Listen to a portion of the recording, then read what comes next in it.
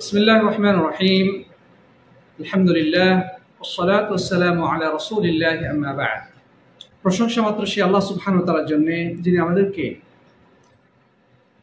Jubail দাওয়ান guidance সেন্টারের class কক্ষে আমাদের সাপ্তাহিক ধারাবাহিক ক্লাসে উপস্থিত হওয়ার তৌফিক দান করেছেন। এই জন্য আমরা সকলেই রব্বুল আলামিনের দরবারে অবনত মস্তকে কালিমাতুশ শুকর আদায় করি আলহামদুলিল্লাহ। অতঃপর সালাত সালাম ও অবারিত শান্তির ধারা বর্ষিত হোক প্রাণপ্রিয় নবী মুহাম্মদ রাসূলুল্লাহ সাল্লাল্লাহু আলাইহি ওয়াসাল্লামের প্রতি। আসলে আমরা প্রিয় নবীর প্রতি হৃদয়ের গহীন থেকে একটু আবেগ এবং ভালোবাসা উজাড় করে সালাত সালাম পেশ করি সাল্লাল্লাহু আলাইহি ওয়াসাল্লাম। প্রিয় সাথী বন্ধুগণ, তো আজকে আমাদের যে আলোচ্য বিষয় সেটি হচ্ছে যে পশুর চেহারায় রড গরম করে বা রডকে আগুনে পুড়িয়ে দাগ দেওয়া প্রসঙ্গে, অথবা মানুষের চেহারায় অস্ত্রোপচারের মাধ্যমে অথবা কোনো কিছু দিয়ে কেটে দাগ দেওয়া প্রসঙ্গে এ ব্যাপারে ইসলাম কি বলেছে সেটি আমরা জানার চেষ্টা করব। আমা তৌফিক ইল্লা বিল্লাহ। জাহিলি জামানায় তারা এই কাজটি করত। গাধা, ঘোড়া, উট ইত্যাদিকে চিহ্নিত করার উদ্দেশ্যে আলামত হিসেবে তারা রড আগুনে গরম করে চেহারায় দাগ দিত, যেন সহজে তা চিনতে পারে। অনুরূপভাবে চেহারায় যে দাগের বিষয়টি সেটি জাহিলি যুগেও প্রচলিত ছিল, বর্তমান বিশ্বেও বিভিন্ন দেশের প্রচলন রয়েছে। যদিও আমাদের পাক ভারত উপমহাদেশে সম্ভবত এটার প্রচলন দেখা যায় না, তবে আরব কোনো দেশে বা আফ্রিকার কোনো দেশে এটার প্রচলন রয়েছে।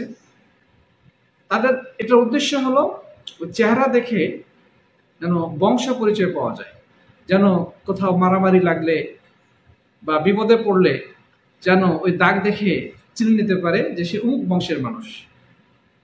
তো এগুলো হচ্ছে জাহিলি প্রথা। ইসলামে এভাবে চেহারার মধ্যে দাগ দিয়ে চিহ্নিত করা জায়েজ নেই, চাই সেটা মানুষের হোক অথবা পশুর হোক। আমরা এ মর্মে হাদিস দেখি। এই হাদিসটি আব্দুল্লাহ ইবনে আব্বাস রাদিয়াল্লাহু তাআলা আনহু থেকে বর্ণিত হয়েছে। তিনি বলেন যে আল্লাহর নবী সাল্লাল্লাহু আলাইহি ওয়াসাল্লাম কোথাও যাওয়ার সময় দেখতে পেলেন যে একটি গাধার চেহারার মধ্যে এভাবে দাগ দিয়ে রাখা হয়েছে।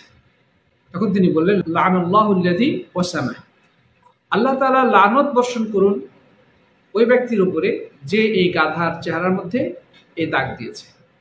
আল্লাহ নবী সাল্লাল্লাহু আলাইহি ওয়াসাল্লাম যে ব্যক্তি গাধার চেহারায় এই চিহ্ন বসিয়েছে তার প্রতি আল্লাহর পক্ষ থেকে লানতের কথা বলেছেন। আরেকটি হাদিস বর্ণিত হয়েছে নবী আকরাম সাল্লাল্লাহু আলাইহি ওয়াসাল্লাম থেকে, যে নাহা সাল্লাল্লাহু আলাইহি ওয়াসাল্লাম আন দাগবি ফিল ওয়াজহি ওয়া আন ওয়াসমি ফিল ওয়াজহ। যে আল্লাহ নবী সাল্লাল্লাহু আলাইহি ওয়াসাল্লাম চেহারার মধ্যে আঘাত করতে এবং চেহারায় দাগ দিতে নিষেধ করেছেন। এই দুটি হাদিসই সহিহ মুসলিমে বর্ণিত হয়েছে। সাথী বন্ধুগণ, তাহলে চেহারার মধ্যে আঘাত করা, চেহারায় মারা, অনুরূপভাবে চেহারায় দাগ দেওয়া ইসলামের দৃষ্টিতে হারাম। চেহারার মধ্যে অনেক সময় মানুষ মারে, আঘাত করে। অনেক সময় মা সন্তানকে আদব শেখানোর জন্য মারে, বা বাবা সন্তানকে অনেক সময় আঘাত করে, মারে, কিন্তু চেহারার মধ্যে মারে। এটা ইসলামে হারাম, নাজায়েজ। কারণ হচ্ছে মানুষের সুন্দরতম স্থান হচ্ছে চেহারা। এই চেহারা হচ্ছে অত্যন্ত সংবেদনশীল।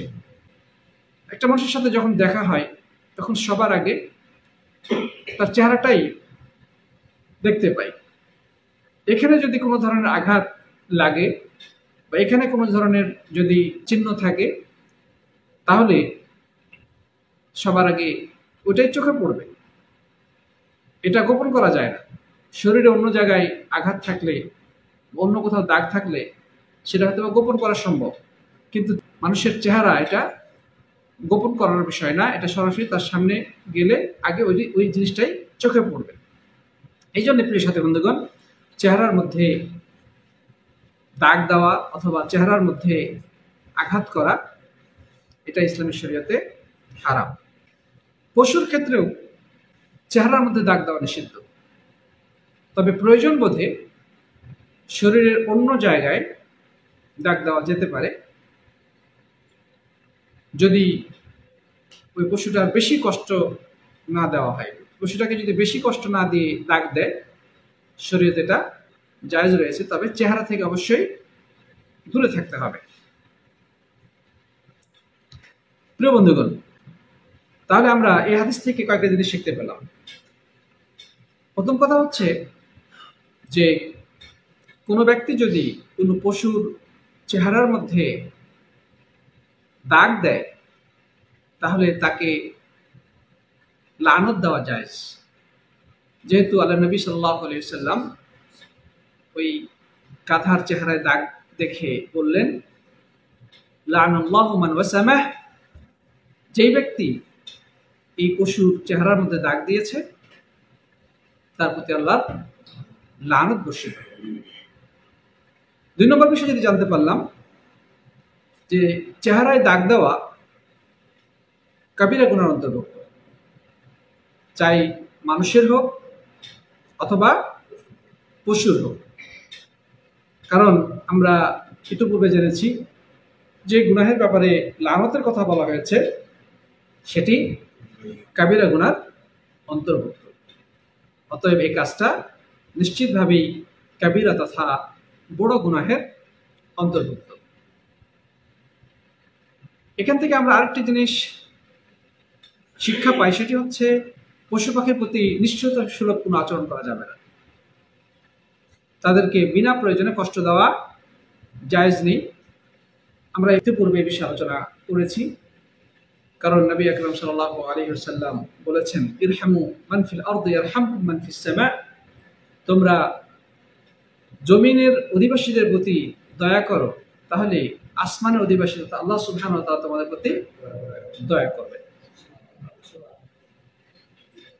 গত ক্লাসে আমরা যে হাদিসটি পড়েছি সেখানে দেখেছি যে কিছু যুবক একটা পাখি অথবা মুরগিকে বেঁধে রেখে তারা তাদের টার্গেট ঠিক করার উদ্দেশ্যে তীর ছুঁড়ে মারছিল। তীর মারতেছে যে কার তীরটা ওই মুরগি বা সেই পাখিটাকে লাগবে, টার্গেট ঠিক করার জন্য।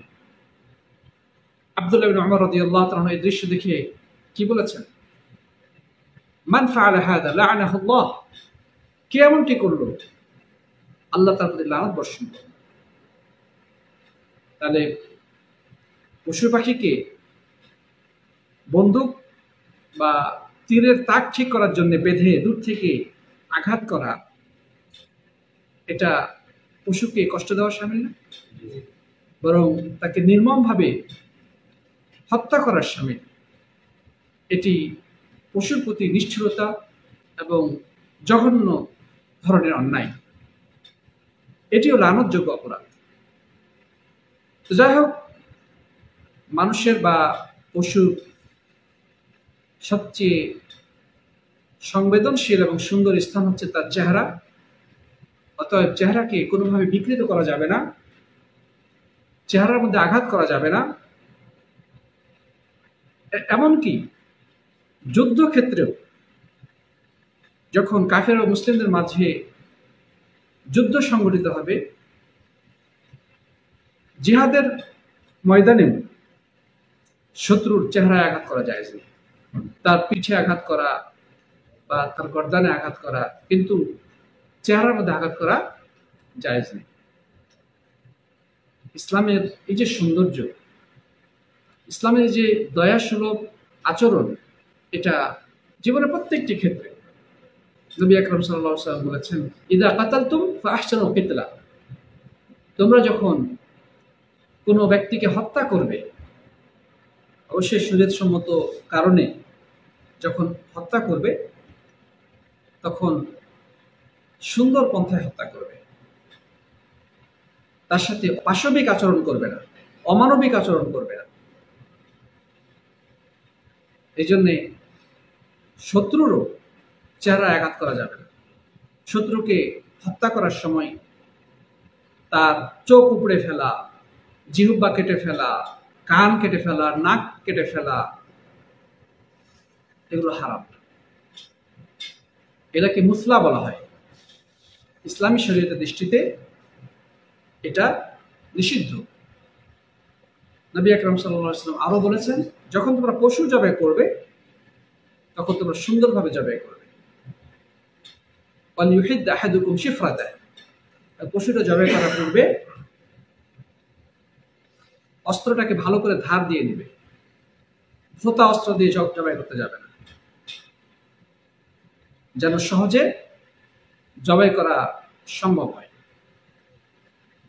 পশুর শরীরে আঘাত দিয়ে মেরে ফেলা, মাথায় গুলি করে হত্যা করা, অথবা লাঠি বা রড দিয়ে পিটিয়ে পিটিয়ে পশুকে হত্যা করা, অথবা গরম রড শরীরের মধ্যে ঢুকিয়ে দেওয়া, এগুলো সবই হারাম ও নাজায়েজ কাজ। যেভাবে অমুসলিমরা পশু হত্যা করার সময় এই কাজগুলো করে থাকে।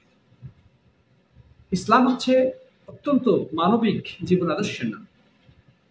নবী আকরাম সাল্লাল্লাহু আলাইহি ওয়াসাল্লাম বলেছেন, মান ইহরামুর রিফক ফাকাদ ইহরামুল খায়রু কুল্লাহ। যে ব্যক্তি নম্রতা থেকে বঞ্চিত সে যেন সব ধরনের কল্যাণ থেকে বঞ্চিত। অর্থাৎ যার মধ্যে নম্রতা নেই, কোমলতা নেই, তার মধ্যে কোনো কল্যাণ নেই। প্রিয় বন্ধুগণ, সুতরাং আমাদেরকে আচার আচরণে আরো কোমল, দয়াদ্র এবং মানবিক হতে হবে। কোনোভাবেই নিষ্ঠুরতা, পাশবিকতা, জুলুম, নির্যাতন এবং হিংস্রতার আশ্রয় নেওয়া যাবে না কোনো ক্ষেত্রে। প্রিয় বন্ধুগণ, যাই হোক, এই হাদিসের মধ্যে আমরা যেটা জানতে পারলাম যে রড গরম করে পশুর চেহারায় দাগ দেওয়া এটা নিষিদ্ধ, কাবিরা গুনাহ অন্তর্ভুক্ত। ঠিক একইভাবে মানুষের চেহারার মধ্যেও লোহা গরম করে হোক অথবা অস্ত্রের সাহায্যে কেটে চিহ্নিত করা, এটাও নিষিদ্ধ এবং হারাম। আমরা কথা লম্বা না করে আজকের সারাংশতে চলে যেতে পারি যে আল্লাহ নবী সাল্লাল্লাহু আলাইহি ওয়াসাল্লামের প্রথম যে হাদিসটি, সেটা তিনি পশুর ক্ষেত্রে বলেছেন যে একটি গাধার পাশ দিয়ে যাওয়ার সময় দেখলেন যে তার চেহারার মধ্যে এর কোনো ব্যক্তি লোহা গরম করে বা শিক গরম করে দাগ দিয়েছে, তখন তিনি বললেন, লানাল্লাহু মান ওয়াসামাহ, আল্লাহ তার প্রতি লানত করুন যে এই চেহারার মধ্যে দাগ দিয়েছে। অন্য হাদিসে নবী আকরাম সাল্লাল্লাহু আলাইহি ওয়াসাল্লাম চেহারার মধ্যে আঘাত করতে এবং চেহারায় দাগ দিতে নিষেধ করেছেন, এটিও কাবিরা গুনাহের অন্তর্ভুক্ত। প্রিয় বন্ধুগণ, জীবনের প্রত্যেকটি ক্ষেত্রেই আমাদেরকে প্রিয় নবী সাল্লাল্লাহু আলাইহি ওয়াসাল্লামের নির্দেশনাগুলোকে মেনে চলতে হবে। ইসলাম যে একটি কমপ্লিট জীবন আদর্শের নাম, এই যে বিষয়গুলো আমাদের সমাজের বিভিন্ন ক্ষেত্রে প্রচলিত রয়েছে, ইসলাম সেগুলোকে কোনটা বৈধ, কোনটা অবৈধ, কোনটা জায়েজ, কোনটা নাজায়েজ, সেগুলোকে মানুষের সামনে প্রকাশ করেছেন, মানুষকে শিক্ষা দিয়েছেন, যেন মানুষ সেগুলো জেনে বুঝে বেঁচে চলতে পারে। ইসলাম শুধু কতগুলো আনুষ্ঠানিক কার্যক্রমের নাম না, এটা আমাদের জীবনের সাথে রিলেটেড একটা চমৎকার জীবন আদর্শের নাম। এর নিজস্ব একটা আইডিওলজি রয়েছে, নিজস্ব সংস্কৃতি রয়েছে, নিজস্ব লাইফস্টাইল রয়েছে। মুসলিম হিসেবে আমাদেরকে সেগুলো মেনে চলতে হবে। আল্লাহ রাব্বুল আলামিন আমাদেরকে তৌফিক দান করুন। আল্লাহু আমিন। জাযাকুমুল্লাহু খাইরান। হাদা সাল্লাল্লাহু আলাইহি ওয়া সাল্লাম মুহাম্মদ ওয়া আলা আলিহি ওয়া সাহবিহি আজমাইন। আসসালামু আলাইকুম ওয়া রাহমাতুল্লাহি ওয়া বারাকাতুহু।